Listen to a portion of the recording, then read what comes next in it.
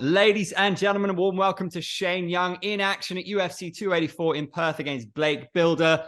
Blake Bilder undefeated, came through on the Contender Series. Are you going to show him that there are levels to this game? He's looked fantastic on the regional circuit in the US, but UFC's different gravy, right? Yeah, you said it, bro. There's different levels to this. I'm only 29, but I feel like I'm a veteran in this sport. This is my 15th year of fighting. But since hitting the UFC, I've not been as active as I have been in the past. But I have been putting in a lot of work at the gym, so I've been getting better as a fighter without taking as many fights, so not really like running miles on my clock. So yeah, and he's a little bit older than me, and he's only had 7 fights at age 32. Like, I mean, I had 7 fights before I was like 18. So yeah, he's gonna see that the experience is gonna show. What kind of danger are you expecting from him in terms of his skill set? Well, he's got a lot of wins by submission, rear naked choke. So I've been working on making that a focus in terms of a bad situation that we don't want to be in. I know he works with a good boxing coach as well. So looking at like nullifying his hands, nullifying his what he would deem as his strengths. So mainly those two things: his hands and his back taking and back control. How do you deal with being at this level with such an emotional roller coaster? You know, that Rolando D fight, I read that was tough for you, got the bonus, like you barely made it to Singapore, right? And then you're on top of the world, and then you get another victory, and then it's a couple of losses. This game is super high, super low, right? They always say that. So how do you deal with all that, stay focused? Yeah, it is. It is major, like emotional roller coaster. But just trying to, I mean, I just focus on enjoying the moment, living in the moment, enjoying the fact that I'm able to be here and do what I love to do. And outside the gym, just having a good life, really appreciating the small things. I think that's one of the coolest things about being a fighter is you really appreciate the small things, like being able to take my son to school or to his kohanga, his kindergarten, being able to wake up and feel active and be mobile with my body. Some things that aren't so small but are really big. I mean, yeah. Like as the people that I spend my time with, like day to day, and that's the people at City Kickboxing. Like we all know that we're really blessed that the people at this gym, they pass through a filter of like your bullshit gets left at the door, and people can see through any like twisted people. So we've only got really good souls at the gym. So you can really put a lot of trust and a lot of love into these people that you're around, and you know that it's going to be reciprocated. So I don't know. I don't think that's true at all gyms. I think fighting attracts some of the best people, but also some of the worst people. And we're just really lucky that we have amazing coaches and an amazing like head team, I guess you would say, like all the senior members that really either push the evil people out or they convert them into good people. That's interesting to hear that take on it. I do this quick fire with fighters. I did one this morning, and when I say best fight IQ, a lot of people say Izzy, and some people say Volk actually. But how Oh yeah. fascinating! Some people, how fascinating is it for you to train with a guy like Izzy? Not only seems like an interesting dude, but with that incredible fight IQ, I saw you guys have had a picture. You're looking shredded, by the way, bro. What's that Thanks. like? Does that rub off on you? Do you think you're all quite fight high IQ in that gym? Yeah, I would say highest fight IQ is Eugene, our coach. You know, he's the common denominator between Volk and Izzy, who yeah, it's like top three. But also Joe Lopez, you know, it's so hard to say. Joe Lopez is Volk's head coach, and he's been a multi combat sports athlete. Like he's not just stand up; he's also really good at jujitsu. He's a black belt in jujitsu and other forms of grappling. So, but to answer your question, yeah, like just being around greatness without even trying to focus on it and pick it apart and analyze it day to day, it rubs off on you. But then when you actually try to sit there and analyze some of the stuff that he does in terms of his techniques and his fight IQ, it does elevate your own game every day. Looking back, how surreal is it that your UFC debut was short notice against arguably the greatest fighter of all time, Alexander Volkanovski, who I imagine you probably have a nice relationship with now? Yeah, it's like a movie. It's unreal. Like you couldn't script something like this. And to have the performance that I did on such short notice, like I know that I believe only people that have not been finished by Volkanovski are Max Holloway, Jose Aldo, and myself. I believe Good you company. might be able to fact check. Yeah, yeah, yeah. And he's a great dude. He's such a good role model for all fighters, and he's a testament of hard work and intelligence being coupled together, and also like what I have in terms of the good people around him, like with his coach Joe Lopez and all the young guys that he's got, like Colby, the Golden Boy, thick and knees, however you say his name. Brad Riddell, his longtime friend and striking coach.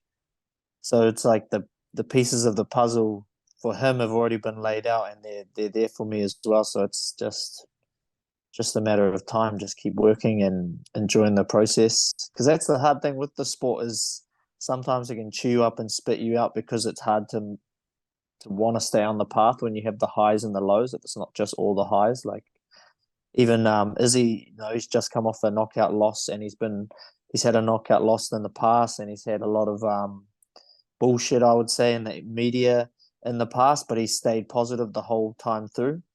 And yeah, we've got all the pieces of the puzzle ready to just put it together. How does Izzy Pereira 2 go? Or 5, if you, whatever. Yeah. Five, yeah, I prefer to say five. Um, I think it goes a lot better for Izzy. I think he'll show some more parts of his game that he didn't show in previous fights. And I think it'll be even more exciting than the fights before. And I think Izzy comes away with the knockout in the fourth. Oh, nice. Spot on prediction. Yeah, it's 4, right? It's 4. Yeah, 2 kickboxing, 1 MMA, 4. Anyway, otherwise, people hammer you for that. What about Volk? What about Volk Islam then? This is absolutely fascinating. The number 2 and the number 1 pound for pound guys on the planet. Is this going to be a classic? Yeah, I believe it's really going to be a classic. And I believe that it's going to be the true coming out party for Volkanovski, as he's ranked, the number 1 pound for pound. But some people are still, like even the casuals or even some of the hardcore fans are in debate of that. But I know that this fight is going to be the real showing out party of Volkanovski, because he's got intangible skills like his spirit and his heart, um, that he's never had to show. He's never had to show them in like I guess the Brian Ortega fight, There you go. Yeah. but that was for like what, like 8 seconds, 7 seconds of being in that choke, and then he came out, and then it was just like the skills got to show again. But when it comes down to it, he's gonna show a lot of his spirit in this fight, and I think it's like will for will. I believe it's gonna break Islam, and we're gonna see like a look on his face that we've never seen before. Like when he got knocked out in that one fight, and you see the eyes like rolling and stuff. That was, for a period of time we had that look, but I believe we're going to see that look for a couple rounds when he gets his offense nullified, and then the offense, or when Islam's offense gets nullified, and then the offense of Alex Volkanovski just keeps pouring on, and he's expecting him to wilt because he'll be like, we're all human. He's gonna wilt, and he's just not going to. Volk's just gonna keep coming. I feel like we've seen people like Jose Aldo retire. A lot of like the kind of guys of his generation are starting to, time catches up, and so it's kind of our new generation guys in this division in a way, or the current, if that makes sense. But is there anybody who you look up to who you absolutely have to fight? I mean, you kind of fought Volk, who you'd say has achieved legend status now, but is there anyone in this division who you just out of respect would love to stand across from? Oh yeah, there's a few names. Max Holloway, Korean Zombie. Um, I don't know why this name pops in my head, but Darren Elkins. It just pops in my head. Yeah, Jose Aldo would have been one, but he's not there anymore. And there's other people that aren't legends, but I'd like to fight because of like I've just watched them fight for a long time.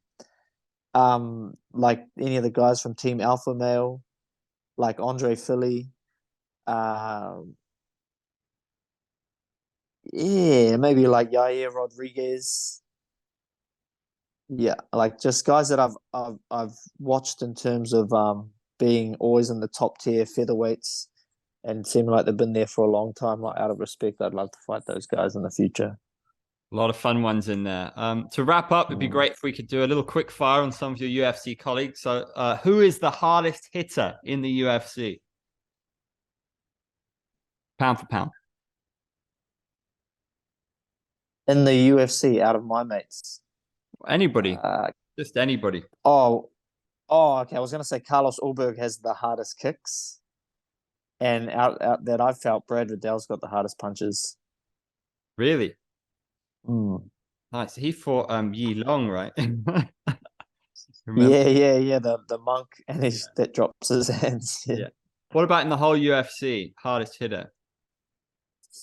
Uh, Francis. Oh wait, he's not part of the UFC anymore. Um, I reckon Josh Emmett looks like he got some crazy power, eh? Josh Emmett. Best wrestler?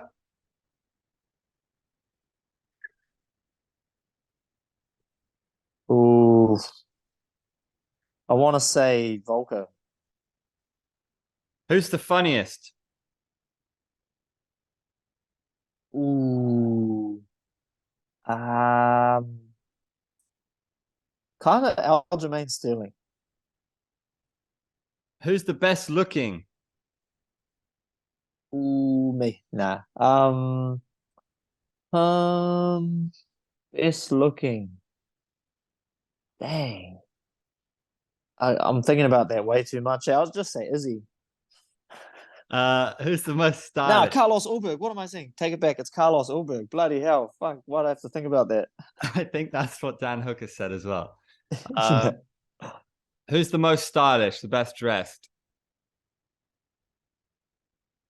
Oh, damn. I think UFC really need to step it up, eh? Because first guy popping my head is like Devin Haney and some of the boxers and the NBA players. But I'm going to say Izzy. Who'd you most like to have dinner with? Oh, John Jones. Who would you most Because like I know by what's going to happen after who would you most like by your side in a street fight? Francis Ngannou. But he's not in the UFC anymore, so I'll take it back. But Tai Tuivasa for sure. Good choice. Who's got the best fight IQ? Well, I've already said Volk and Izzy, so I'm going to pick someone else instead. Um, it's John Jones. It's John Jones. He's up there. And who's got the best hands? The silkiest hands. Who's that? Adrian Yanez.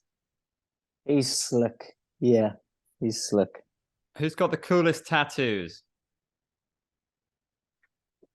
Sean Brady's got some mad tattoos, but I like Izzy's crocodile on his back. And who's the most interesting female fighter? Zhang Wei Li. Why do you think she is? Yeah, I think so. Something about the way she trains and like her approach to fighting, and yeah, she just seems very interesting to me. And who would make the best movie star? It's got to be Daniel Hooker, the Yeah, Hitman. Yeah, interesting. He's awesome on podcasts, and I've seen him do the thing with the Mac Life guys. You think it'd be a good movie star? Yeah, I think so. Good action star. Nice. And last one, dream fight, any weight class, past or present? Hmm. Would be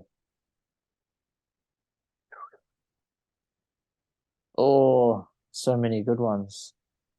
Um, it's got to be Prime Anderson Silva versus Izzy.